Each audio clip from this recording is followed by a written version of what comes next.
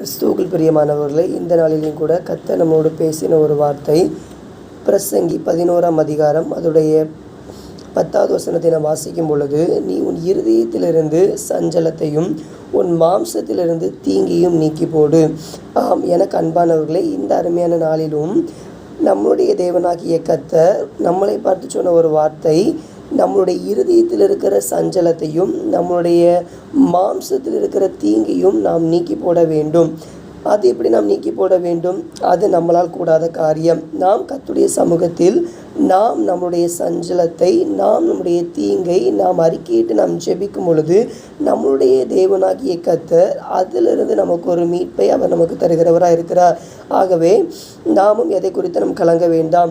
வேத வசனத்தில் நாம் இப்படியாக பார்க்கிறோம். மத்தேயு எழுதின சுவிசேஷம் அதோடைய 11வது அதிகாரத்தில் அதோடைய 28வது வசனம், வருத்தப்பட்டு பாரம் சுமக்கிறவர்களே, நீங்கள் எல்லாரும் என் இடத்தில் வாருங்கள், நான் உங்களுக்கு இளைப்பாறுதல் தருவேன். யார் வருத்தத்தோடு இருக்கிறா? எல்லாருமே வருத்தத்தோடு தாங்க இருக்கிறோம். எல்லாருமே பாரத்தோடு தான் இருக்கிறோம். ஏதோ ஒரு பாரம் நம்முடைய இருதயத்தை அழைத்து கொண்டு இருக்கிறோம். நீங்கள் எதை குறித்துமே கவலைப்படாதீங்க. ஏசப்பா அந்த வருத்தத்தை நீக்கி போட அவர் வல்லமை உள்ளவராக இருக்கிறார்.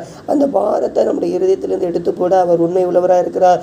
ஆகவே நாம் அவருடைய சமூகத்தில் நாம் நம்முடைய காரியங்களை, நாம் நம்முடைய சஞ்சலத்தை, நாம் நம்மளுடைய தீமையான காரியத்தை, நாம் நம்முடைய பாரத்தை, நாம் நமக்கு உண்டான எல்லா காரியத்தையும் நம்முடைய தகப்பனாகிய இயேசு கிறிஸ்துவினிடத்தில் நாம் சொல்லும் பொழுது, அவர் நிச்சயமாகவே நம்முடைய பாரத்தை அவர் நீக்கி போட்டு அவர் நமக்கு ஒரு இளைப்பாறுதலை அவர் தர விருப்பமுள்ளவராக இருக்கிறார். ஆகவே நீங்களும் சோர்ந்து போகாதீங்க.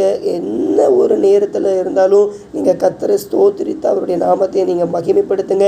இப்பொழுது கூட நம்ம கண்களை மூடி நாம் ஜெபிக்கலாம். நேசிக்கிற நல்ல தகப்பனேப்பா, ஆம் தகப்பனே, அப்பா, எங்களுடைய இருதயத்திலிருந்து நாங்கள் எங்களுடைய சஞ்சலத்தையும் எங்களுடைய தீங்கையும் நாங்கள் நீக்கி போடுங்க. எங்களுக்கு உதவி செய்யுங்க. எங்களுடைய பாரத்தை ஆண்டவரை நாங்கள் உம்மீது வைக்கிறோம் தகப்பனேப்பா. அப்பா, நாங்கள் உம்மீது வைக்கும் பொழுது நாங்கள் ஆண்டவரே சப்பா இளைப்பாறுதலை பெற்றுக்கொள்ள நீர் எங்களுக்கு உதவி செய்கிறீர். உங்களுடைய கரத்தில் ஒப்பு கொடுத்து ஜெபிக்கிறோம். பெரிய காரியங்களை செய்யுங்க. குடும்பத்தில் காணப்படுகிற சஞ்சலங்கள், வருத்தங்கள் எல்லாவற்றையும் மாற்றி போடுங்க. உங்களுடைய கரத்தில் ஒப்பு கொடுக்கிறோம் இயேசுவின் நாமத்தில். ஆமென்.